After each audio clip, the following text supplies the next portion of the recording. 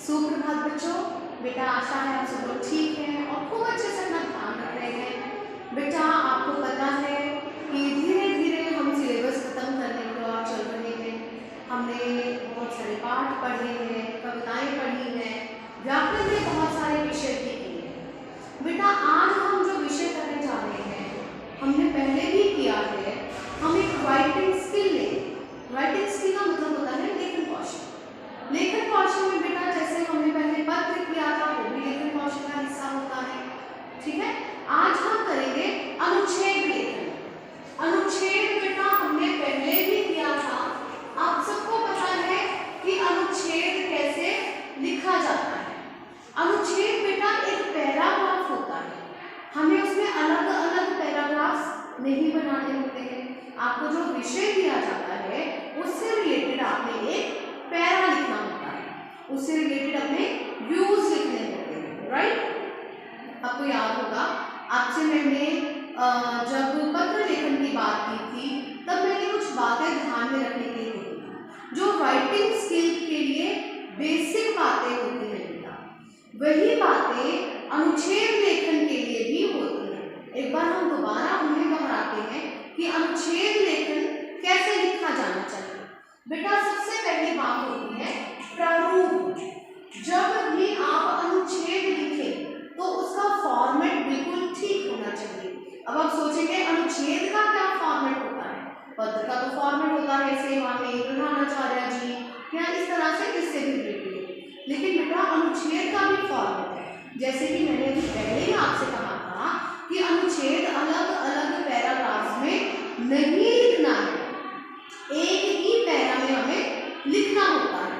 अगर हम उसे अलग अलग पैराग्राफ्स में लिखते हैं तो वो निबंध बन जाता है और उसके मार्क्स कटते हैं। अगर आप इस बात का ध्यान नहीं रखते हैं कि आप जो राइटिंग स्किल कर रहे हैं, अगर आप अनुच्छेद लिख रहे हैं अलग अलग पैराग्राफ्स में लिख देते हैं, एक पैराग्राफ में लिखते हैं तो उसके मार्क्स कटते हैं। दूसरी बात प्रारूप में ध्यान रखने वाली ये होती है अनुच्छेद मीन्स पैराग्राफ। आपने इसे 1 2 3 4 लाइंस में नहीं लिखना है। ओके, नेक्स्ट थिंग इज विषय वस्तु। विषय वस्तु का बेटा मतलब है, विषय वस्तु मतलब टॉपिक। जो भी आपको टॉपिक दिया गया है उस टॉपिक से रिलेटेड ही आप लिखेंगे। कई बार हमारा विषय कुछ होता है, हम लिखने कुछ लगते हैं, हम उससे हट जाते हैं, हमें लगता है कि शायद हम ये बात भी इसमें लिख सकते हैं, लेकिन हमें अपने विषय से हटना नहीं है। तीसरी बात है बेटा वर्तनी। वर्तनी का मतलब है स्पेलिंग्स। स्पेलिंग्स बेटा लैंग्वेज में बहुत मैटर करते हैं। आप जितना ज़्यादा स्पेलिंग्स की प्रैक्टिस करेंगे आपके स्पेलिंग्स उतने ही अच्छे होते जाएंगे और आपको इसमें वर्तनी का ध्यान जरूर रखना है। उसके बाद बेटा जो नेक्स्ट बात का ध्यान रखेंगे वो है वाक्य निर्माण। जब आप कोई वाक्य लिखते हैं तो वाक्य सटीक होना चाहिए, यानी कि वाक्य बिल्कुल ठीक होना चाहिए। सेंटेंस फॉर्मेशन बहुत ही जरूरी है। अगर आप कोई वाक्य लिख रहे हैं तो उसका पीछे वाले वाक्य या आगे वाले वाक्य के साथ संबंध होना चाहिए, एक कंटिन्यूटी होनी चाहिए। राइट, इसके अलावा अगर आप एक वाक्य लिख रहे हैं तो आपके वाक्य में शब्दों का प्रयोग जो है वो बिल्कुल ठीक होना चाहिए। नेक्स्ट जो बात हम ध्यान में रखते हैं वो है भाषा। भाषा मतलब लैंग्वेज। जब हम राइटिंग स्किल करते हैं, जिस लैंग्वेज में हम राइटिंग स्किल कर रहे हैं हमें उसी लैंग्वेज के वर्ड्स यूज करने हैं। जब हम हिंदी में कुछ लिख रहे हैं तो हमें पंजाबी या अंग्रेजी के शब्दों का प्रयोग नहीं करना है। हम कुछ सरल शब्दों का प्रयोग कर सकते हैं लेकिन शब्द हिंदी भाषा के ही होने चाहिए। बेटा इसके अलावा है प्रस्तुति। प्रस्तुति का मतलब होता है प्रेजेंटेशन, जिसमें ये सारी चीजें आती हैं। आपके वाक्य कैसे लिखे गए हैं, आपकी वोकैबुलरी कैसी है, आपने टॉपिक से रिलेटेड लिखा है या नहीं लिखा है, कहीं आपने थॉट्स को आगे पीछे तो नहीं कर दिया। कई बार हम कुछ लिख रहे हैं, हमने कुछ लिख दिया, कोई और बात हमें याद आ गई तो हमने वो भी लिख दी, पीछे वाली बात मैच नहीं कर रही है, वो सारी चीजें प्रस्तुति में आती है। बेटा इन सब चीजों का हमें ध्यान रखना होता है, राइट। आज हम जो अनुच्छेद डिस्कस करने जा रहे हैं उस अनुच्छेद का नाम है स्वदेश प्रेम। स्वदेश प्रेम। स्वदेश का क्या मतलब है? स्वदेश, स्व मतलब अपना, देश मतलब देश, हमारी कंट्री, प्रेम मतलब प्यार, अपने देश से प्यार, स्वदेश प्रेम। ठीक है। अब जब हम अनुच्छेद लिखेंगे तो हम इन सारी बातों का ध्यान रखेंगे। और अनुच्छेद बेटा हमें ये कोशिश करनी चाहिए, हम बहुत बार कुछ बुक्स में से पढ़ते हैं, हमारी ग्रामर बुक्स में भी दिए होते हैं, हमें चाहिए कि हम उन्हें पढ़ें लेकिन उसे ज्यों का त्यों ना लिखें, हम अपने शब्दों में लिखने का प्रयास करें। हमें कहीं से कॉपी नहीं करना है, अपने वर्ड्स में हम जो लिखेंगे वो हमेशा अच्छा रहेगा, राइट। तो डिस्कस करते हैं स्वदेश प्रेम में हम क्या लिख सकते हैं। बेटा आप जब कोई अनुच्छेद लिखते हैं आप उसमें स्टार्टिंग में कोई कोट भी लिख सकते हैं, ठीक है।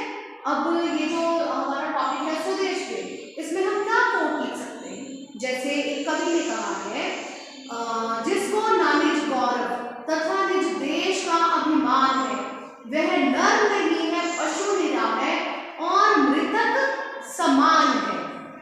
ठीक है, ये एक कोट है, इसमें स्वदेश प्रेम के बारे में पता चलता है। फिर आप उस कोट को एक्सप्लेन भी कर सकते हैं कि इसमें कवि ने कहा है कि जो व्यक्ति अपने देश से प्रेम नहीं करता और जिसे अपने देश पर गर्व नहीं है वह व्यक्ति पशु के समान है। हमें अपने देश पर गर्व होना चाहिए, हमें अपने देश से प्रेम करना चाहिए। जिस जगह पर हमने जन्म लिया है, हमारा देश हमारी जन्मभूमि है, हमें उस जन्मभूमि से प्रेम होना चाहिए। जिस प्रकार हमारी माँ हमें जन्म देती है, हमें पालती है, हम उनसे कितना प्यार करते हैं, इसी प्रकार से हमारा देश, हमारी जन्मभूमि हमें सिर्फ बचपन में ही नहीं बल्कि सारी उम्र हमें बहुत कुछ देती है। इसलिए हमें अपने देश से प्रेम करना चाहिए। ठीक है बेटा, इसके अलावा और इसमें क्या लिख सकते हैं कि स्वदेश प्रेम का अर्थ केवल यह नहीं है कि हम अपने देश के गुणों का बखान करते रहें, अपने देश के गुणों को ही गिनाते रहें, बल्कि हमें अपने देश के प्रति सच्चा प्रेम रखना चाहिए। वो सच्चा प्रेम कैसे हो सकता है? जब हम सार्वजनिक स्थानों को खराब नहीं करते हैं। बेटा सार्वजनिक स्थान, इसके स्पेलिंग्स लिख रही हूँ। सार्वजनिक स्थान का मतलब है पब्लिक प्लेस। सार्वजनिक स्थान, अक्सर हम जाते हैं ना पब्लिक प्लेस पर और हम उन्हें खराब भी कर देते हैं, कहीं कहीं कुछ लिखा हुआ भी देखते हैं, तो वो तो स्वदेश प्रेम नहीं है। स्वदेश प्रेम का अर्थ केवल अपने देश के गुणों को बताना नहीं है, बल्कि अपने देश से सच्चा प्रेम रखना है। और वो प्रेम कैसे हो सकता है? जब हम सार्वजनिक स्थानों को खराब नहीं करेंगे, जब हम अपने देश की बुराई नहीं करेंगे, जब हम अपने देश में स्वच्छता को अपनाएंगे, जब हम अपने वातावरण को साफ सुथरा रखेंगे, जब हम अपने आसपास के स्थानों को साफ रखते हैं, उन्हें सुंदर बनाते हैं, वो भी स्वदेश प्रेम का हिस्सा है। अगर हम फौजियों को देखते हैं तो वो तो अपने देश के लिए जान कुर्बान कर देते हैं। अगर हम फौजी नहीं बन सकते, हम देश के लिए जान कुर्बान नहीं कर सकते हैं, लेकिन हम अपने देश के प्रति अपने मन में अच्छे भाव रख सकते हैं। अपने देश को छोड़कर विदेशों में बस जाना और अपने देश की बुराई करना, ये स्वदेश प्रेम नहीं है। हमें कोई भी ऐसा काम नहीं करना चाहिए जिससे हमारे देश में रहने वाले दूसरे लोगों को कोई नुकसान पहुंचे, किसी तरह की किसी समस्या का दूसरों को सामना करना पड़े, वो भी स्वदेश प्रेम है, राइट। इसके अलावा आप ये भी लिख सकते हैं कि हमारे देश में बहुत से देशभक्त हुए हैं, जैसे झांसी की रानी, लाला लाजपत राय, भगत सिंह, महाराणा प्रताप, उन्होंने तो अपने प्राण ही न्यौछावर कर दिए। हमें अपने देश से प्रेम रखना चाहिए, हमें अपने देश के प्रति अच्छे भाव रखने चाहिए। कभी भी उच्च स्थान प्राप्त करने में देश के लोगों को किसी प्रकार की समस्या नहीं देनी चाहिए। लेकिन आजकल हमारे देश में कई समस्याएं हैं, बेरोजगारी की समस्या है, भ्रष्टाचार की समस्या है। हम अपने देश को आगे उन्नति की ओर ले जाने के लिए इतने प्रयास नहीं कर रहे। हमें अपनी पर्सनल या व्यक्तिगत